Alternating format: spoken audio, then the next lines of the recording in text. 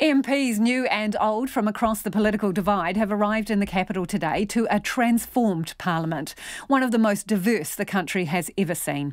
Among them was a tidal wave of new Labour MPs still fizzing from the party's triumphant election win, and 9 new ACT MPs.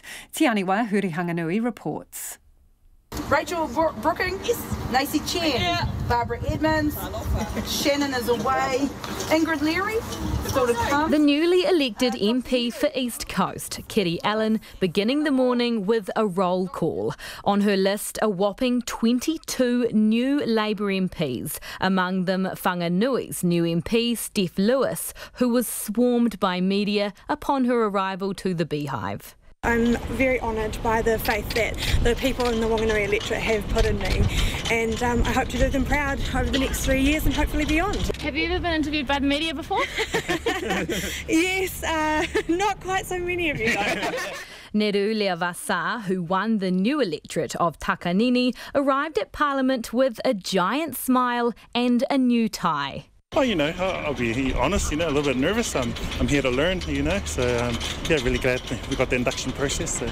New tie? Yeah. He will join 9 other Pacific MPs in the party, Labour's biggest Pacific cohort ever. It's a different look for National, with more Chris's than there are Māori and not a single Pacific MP.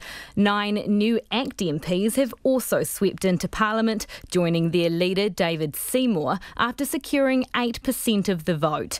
Deputy Leader Brooke Van Velden says she's ready to get stuck in. I don't think anything can truly prepare you for what Parliament is like, but I've certainly had a little bit of taste working behind the scenes with David in the last parliamentary term, so I can't wait to hit the ground running. Green MP Chloe Swarbrick landed in Wellington still chuffed with her historic win in Auckland Central.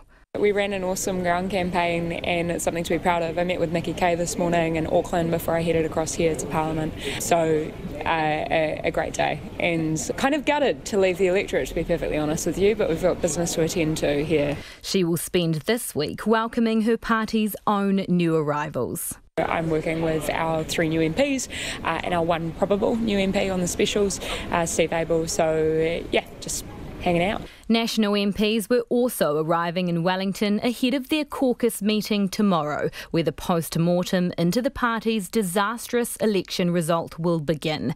National MP Matt Ducey put his party's dismal performance down to people's desire for continuity and what he called his party's internal discipline issues. Goes right back to Jamie Lee Ross, Hamish Walker, Andrew Falloon, leadership issues. We had a leak just before the election, and like I say, if you don't look as though you can manage yourself, people aren't going to trust you managing the country.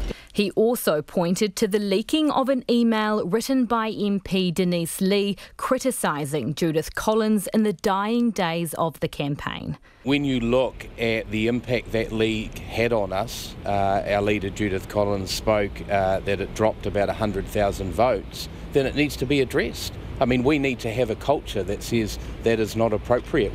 Nationals got some new MPs too, including Christopher Luxon, the former boss of Air New Zealand and now representative for Botany. Really excited actually, like my first day at school actually, which is really great. So really, we had a fantastic result in Botany. We had a great bunch of supporters. We've been there for the last year and working pretty hard, and so it was a great night. He's widely tipped as a future leader of the National Party, but he was talking down those suggestions today. I'm not party to any of those conversations. I think Judith's done an excellent job and I'm looking forward to being part of her team. Also pledging support for Judith Collins was the new MP for Invercargill, Penny Simmons, who was quick to rule out ever being Prime Minister. No, I definitely don't think that.